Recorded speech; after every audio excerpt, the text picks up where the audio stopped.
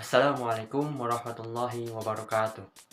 Perkenalkan, nama saya Reza Putra, mahasiswa Universitas Islam Al-Hiyah Kuningan, program studi Pendidikan Agama Islam semester 6.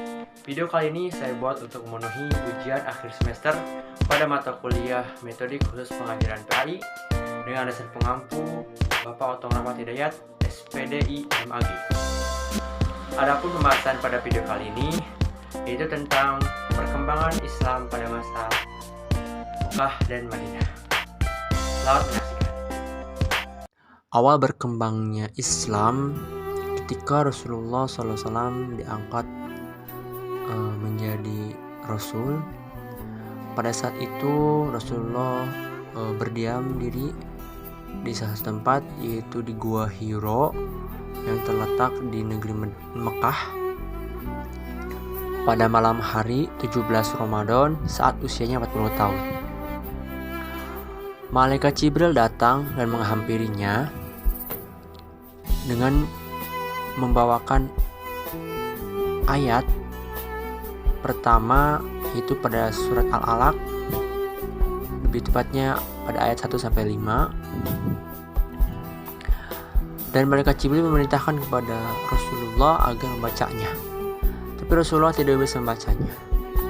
Berulang-ulang kali malaikat Jibril meminta untuk membacanya, tapi tetap saja Rasulullah tidak bisa membacanya. Setelah itu malaikat Jibril lah yang membacanya, dan Rasulullah mendengarkan dengan cermat supaya bisa terekam apa yang telah dibacakan oleh malaikat Jibril.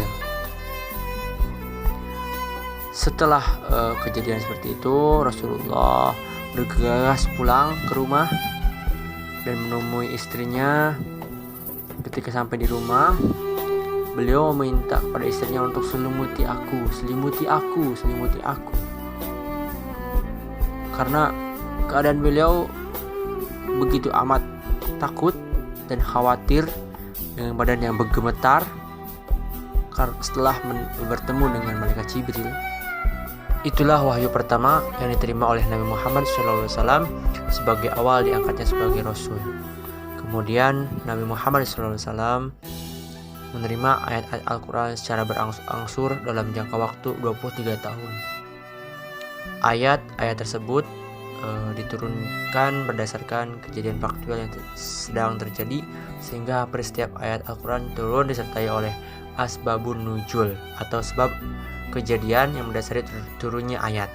Ketika Rasulullah SAW berada di Mekah, itu ada beberapa strategi yang Rasulullah lakukan untuk mendakwahkan atau memperjuangkan agama Islam ini kepada umat-umatnya, khususnya di negeri Mekah ini.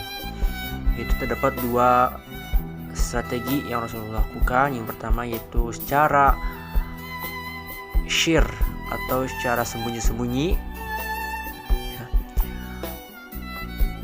Rasulullah melakukan hal ini karena pada saat itu orang-orang Arab di sana, khususnya kaum Quraisy, itu mereka benar-benar mempunyai keyakinan yang sangatlah kuat. Jadi sangat dikhawatirkan ketika Rasulullah melakukan dakwah secara terang-terangan langsung, itu pasti akan banyak resiko yang akan terjadi gitu kan. Jadi bertahap diawali dengan secara sembunyi-sembunyi, dan Rasulullah melakukan dakwah secara sembunyi itu mendapati umat yang pertama kali masuk Islam dan mengikuti Rasulullah itu yaitu Siti Khadijah, istrinya.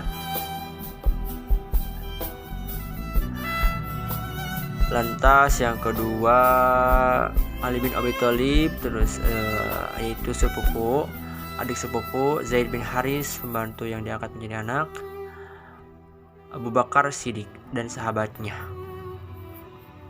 Ini dilaksanakan selama lebih kurang 3 tahun. Beliau memperoleh pengikut dan dukungan dari keluarga serta para sahabat. Selanjutnya Rasulullah SAW mengatur strategi kembali dan rencana agar ajaran Islam dapat diajarkan dan disebarluaskan secara terbuka. Adapun tahap yang kedua yaitu Rasulullah melakukan strateginya secara terang-terangan. Dakwah secara terang-terangan dimulai ketika Rasulullah SAW menyuruh kepada orang-orang Mekah. Ia berdiri di atas sebuah bukit dan berteriak dengan suara lantang memanggil mereka. Beberapa keluarga Quraisy menyambut seruannya, kemudian ia berpaling kepada sekumpulan. Pada strategi dakwah secara terang-terangan ini terdapat perintah dari Allah pula, yaitu pada surat Asy-Syura ayat 211. Berdasarkan ayat-ayat di atas, Rasulullah SAW yakin bahwa sudah saatnya ia dan para pengikutnya untuk menyebarluaskan ajaran Islam secara terbuka dan terang-terangan. Dengan dukungan istrinya Siti Khadijah, paman yang setia membelanya yaitu Abu Thalib, serta para sahabat dan pengikutnya. Ketika Rasulullah melakukan dakwah secara terang-terangan ini, banyak sekali problematika yang terjadi, seperti cemoohan lah, hinaan lah, ataupun bahkan siksaan daripada orang-orang yang membencinya atau tidak menyukainya dengan mendakwahi mereka yang berbeda keyakinan. Tapi ada dari sisi baiknya, setiap hari jumlah pengikut Nabi Muhammad terus bertambah. Dari kalangan masyarakat Makkah sendiri pun banyak yang